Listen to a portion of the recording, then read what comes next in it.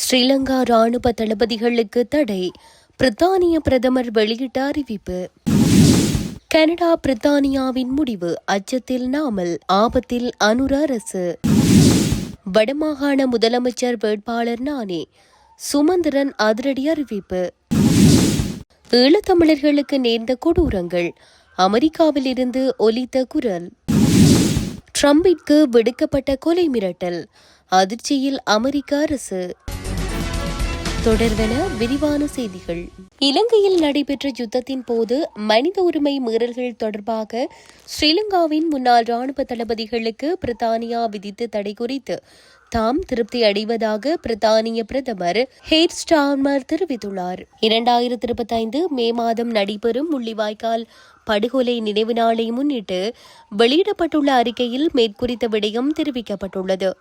குறித்த அறிக்கையில் மேலும் தெரிவிக்கப்பட்டுள்ளதாவது, இலங்கையில் யுத்தத்தில் கொல்லப்பட்டவர்கள் மற்றும் பரந்துபட்ட மனித உரிமை மீறல்களை அனுபவித்தவர்களை நினைவு கூறுவதற்காக இலங்கையிலும் உலகமெங்கிலும் உள்ள தமிழர்கள் ஒன்று திரள்கின்றனர். பாதிக்கப்பட்ட அனைத்து தமிழர்களையும் நினைவு கூறுவதில் நான் உங்களுடன் இணைந்து கொள்கின்றேன்.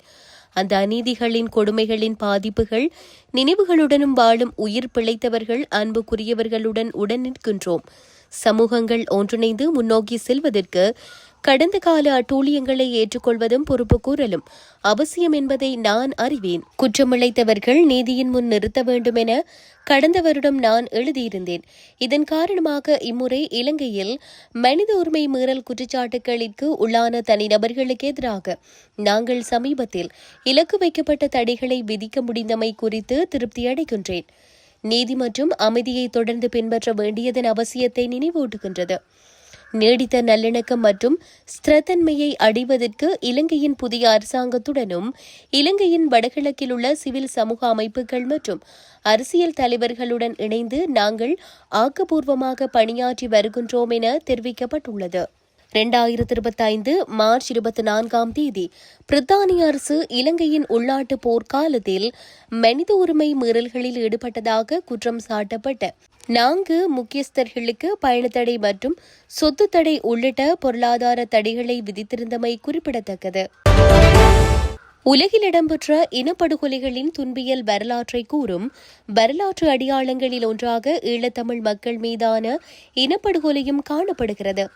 ஈழத்தமிழர் இனப்படுகொலை என்பது பெரும்பான்மை பேரினவாத சிங்கள அரசு கலவரங்களை ஏற்படுத்தியும் வானூர்திகளில் இருந்து கண்மூடித்தனமாக குண்டு வீசியும் எறிகணைகளை வீசியும் நேரடியாக சுட்டும் சித்திரவதை செய்தும் ஈழத்தமிழர்களை படுகொலை செய்யும் இனவழிப்பை குறிக்கும்.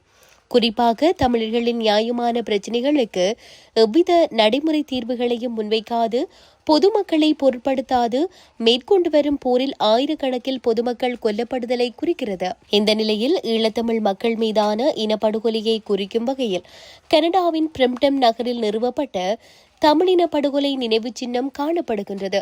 இந்த நினைவு சின்ன நிர்மாணத்தை ஆரம்பம் முதல் எதிர்த்த ஸ்ரீலங்கா அரசாங்கம் கனடாவில் உள்ள தமது உயர்ஸ்தானிகர் ஆலயம் மூலம் ராஜதந்திர அழுத்தங்கள் மற்றும் மிரட்டல்களை விடுவித்ததுடன் இது தமிழ் இனப்படுகொலை நினைவு சின்னம் என அழைக்கப்படக்கூடாது எனவும் எச்சரித்திருந்தது.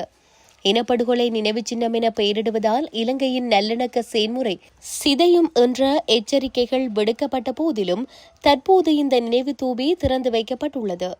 இந்நிலையில் குறித்த நினைவு தூபி அமைக்கப்பட்டமைக்கு நாடாளுமன்ற உறுப்பினர் நாமல் ராஜபக்ஷ கடும் எதிர்ப்பை வெளியிட்டிருந்தார். எனினும் இந்த எதிர்ப்பை எதிர்த்த கனடா தரப்புகள் தாங்கள் சரியான பாதையில் செல்வதாக நாமலை மேற்கோட்காட்டி எதிர்வாதங்களை முன்வைத்தது. மேலும் நாமலின் இந்த விடயம் குறித்து பிரம்டன் மேயர் பெட்ரிக் பிரவுன் கருத்து தெரிவிக்கும் போது தமிழின படுகொலை நினைவு சின்னத்தை ராஜபக்சர்கள் எதிர்ப்பது அதற்கு கிடைத்த கௌரவத்தின் சின்னம் என குறிப்பிட்டிருந்தார். அத்தோடு இனப்படுகொலை எதுவும் நடக்கவில்லை என்று உறுதியாக இருந்தால் ராஜபக்ஷ குடும்பத்தினர் நீதியை தடுத்து வழக்கு தொடராமல் ஒளிந்து கொள்வதற்கு பதிலாக சர்வதேச குற்றவியல் நீதிமன்றத்துடன் முழுமையாக ஒத்துழைக்க வேண்டும் என்று பெட்ரிக் பிரவுன் வலியுறுத்தினார். இந்த நிலையில் பிரித்தானியா மற்றும் கனடா ஆகிய நாடுகள் ஈழத்தமிழ் மக்கள் மீதான இனப்படுகொலை விவகாரத்தை முழுமையாக கையில் எடுத்துள்ளனர்.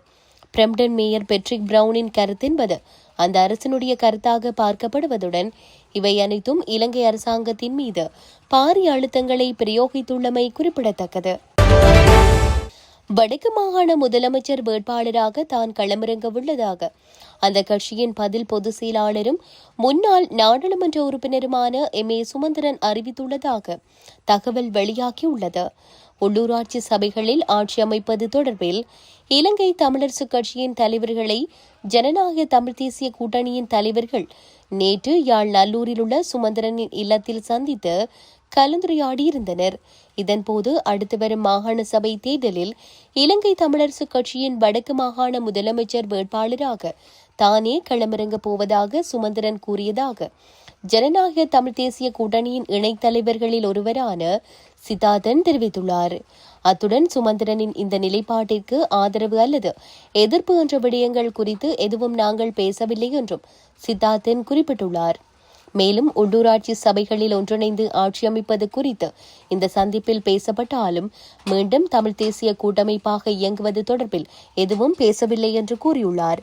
தமிழரசுக் கட்சியின் நாடாளுமன்ற உறுப்பினராக இருக்கும் சிவஞானம் ஸ்ரீதரன் தான் வடக்கு மாகாண முதலமைச்சர் வேட்பாளராக போட்டியிட மாட்டார் என ஏற்கனவே தெரிவித்திருந்தார். இந்த நிலையில் வடக்கு மாகாண முதலமைச்சர் வேட்பாளராக தான் போட்டியிட உள்ளதாக சுமந்திரன் கூறியுள்ளார். தமிழின படுகொலையின் போது இடம்பெற்ற கொடூரங்கள் மீள நிகழாமையை உறுதி செய்ய வேண்டும் என அமெரிக்க காங்கிரஸ் உறுப்பினர் டொன் டேவிஸ் வலியுறுத்தியுள்ளார். முள்ளிவாய்க்கால் தமிழின அழிப்பின் 16வது ஆண்டு நினைவேந்தலை முன்னிட்டே அவர் மேற்கண்டவாறு தெரிவித்தார். அவர் மேலும் தெரிவிக்கையில், இன்றும் என்றும் நாங்கள் ஈழத்தமிழர்கள் சமூகத்தினர் உயிர் பிழைத்தவர்கள், அவர்களுடைய குடும்பத்தவர்கள் தொடரும் ஒடுக்குமுறைகளை எதிர்கொண்டவர்களுடன் ஐக்கியமாக இருக்கிறோம். இலங்கை அரசாங்கத்திடம் இருந்து அவர்கள் தங்கள் துயரங்களுக்கு நீதியை கோரும் வேளை நாங்கள் தமிழ் மக்கள் குறித்தும் அவர்கள் அனுபவித்த விடயங்கள் குறித்தும் கவனம் செலுத்த வேண்டும். அனைவரின் உரிமைகளையும் கௌரவத்தையும் மதிக்கும் அமைதி தீர்வுக்காக நாங்கள் பரப்புரை செய்ய வேண்டும். தமிழின படுகொலையின் போது இடம்பெற்ற அட்டூழியங்கள் மீள நிகழாமையை உறுதி செய்ய வேண்டும். நாங்கள் அனைவரும் ஈழத்தமிழர்களுக்கு ஆதரவாக இருப்போம் என அமெரிக்க காங்கிரஸ் உறுப்பினர் டொன் டேவிஸ் மேலும் தெரிவித்தார். அமெரிக்க ஜனாதிபதி டொனால்டு டிரம்பிற்கு கொலை மிரட்டல் விடுக்கப்பட்டுள்ளதாக சர்வதேச ஊடகங்கள் செய்தி வெளியிட்டுள்ளன. இது தொடர்பில் முன்னாள் FBI இயக்குநர் ஜேம்ஸ் கோமியிடம் அமெரிக்க காவல்துறையினர் விசாரணை நடத்தி வருவதாக குறிப்பிடப்பட்டுள்ளது. கடந்த 2013ஆம் ஆண்டு ஒபாமா ஆட்சியின் போது FBI இயக்குநராக ஜேம்ஸ் கோமி நியமிக்கப்பட்டார். அதன் பிறகு 2017ஆம் ஆண்டு புதிய ஜனாதிபதியாக ட்ரம்ப் முதல் முறையாக தேர்வு செய்யப்பட்ட போது கேமி அந்த பொறுப்பில் இருந்து நீக்கப்பட்டார். இந்த நிலையில் கடற்கரையில் கடல் ஓடுகளை வைத்து 8647 என்ற வடிவத்தை வைத்து பதிவு ஒன்றை கோமி பதிவிட்டுள்ளார். இதில் 86 என்பது கொலை செய்ய வேண்டும் என்று அர்த்தப்படுவதாகவும் 47 என்பது அமெரிக்காவின் 47வது ஜனாதிபதி என்பதையும் குறிப்பிடுவதாகவும் தெரிவிக்கப்பட்டது. இது பெரும் சர்ச்சையான நிலையில் அந்த பதிவை ஜேம்ஸ் கோமி நீக்கிவிட்டார். இந்த நிலையில் எந்த உள்நோக்கத்திலும் அந்த பதிவை போடவில்லை என்றும் பயங்கரவாதத்திற்கு எதிரானவன் என்றும் விளக்கம் அளித்திருந்தார். கோமியின் இந்த பதிவிற்கு கடும் கண்டனம் தெரிவித்த உள்நாட்டு பாதுகாப்புத்துறை அமைச்சர் கிறிஸ்டி நோம் இது தொடர்பாக உரிய விசாரணை நடத்தப்படும் என்று தெரிவித்துள்ளமை குறிப்பிடத்தக்கது.